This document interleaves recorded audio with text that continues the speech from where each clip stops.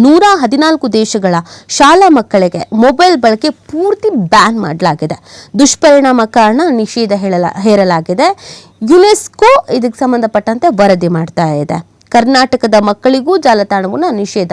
ಮೊನ್ನೆ ಬಜೆಟ್ ಮಂಡನೆ ಸಂದರ್ಭದಲ್ಲಿ ಕೇಳಿಸ್ಕೊಂಡ್ರಲ್ಲ ನೋಡಿ. ಮೊಬೈಲ್ ಫೋನ್ ಬಳಕೆಯಿಂದಾಗಿ ವಿದ್ಯಾರ್ಥಿಗಳಲ್ಲಿ ಪಾಠದ ಮೇಲಿನ ಗಮನ ಕುಂಠಿತ ಹಾಗೂ ಸೈಬರ್ ಬುಲ್ಲಿಂಗ್ ನಂತಹ ಸಮಸ್ಯೆಗಳು ಕಳವಳ ಹುಟ್ಟಿಸ್ತಾ ಇರುವ ನಡುವೆಯೇ ಜಗತ್ತಿನ ಶೇಕಡ 58% ದೇಶಗಳು ಶಾಲೆಗಳಲ್ಲಿ ಮೊಬೈಲ್ ಫೋನ್ ಬಳಕೆಯನ್ನು ನಿಷೇಧಿಸಿದೆ ಅಂತ ಯುನೆಸ್ಕೋದ ಜಾಗತಿಕ ಶಿಕ್ಷಣ ನಿಗಾ ಸಮಿತಿ ವರದಿಯನ್ನು ತಿಳಿಸಿದೆ. ವಿಶ್ವದ 114 ದೇಶಗಳು ಶಾಲೆಗಳಲ್ಲಿ ಮೊಬೈಲ್ ಫೋನ್ಗಳ ಮೇಲೆ ನಿಷೇಧ ಹೇರಿದೆ.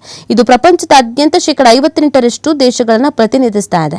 2023 ಜೂನ್ನಲ್ಲಿ 4 ದೇಶಗಳಲ್ಲಿ ಒಂದಕ್ಕಿಂತ ಕಡಿಮೆ ಶೇಕಡ 24 ದೇಶಗಳ ನಿಷೇಧವನ್ನ ಹೇರಿದ್ವು ಅನ್ನೋದು ಗೊತ್ತಾಗ್ತಾ ಇದೆ.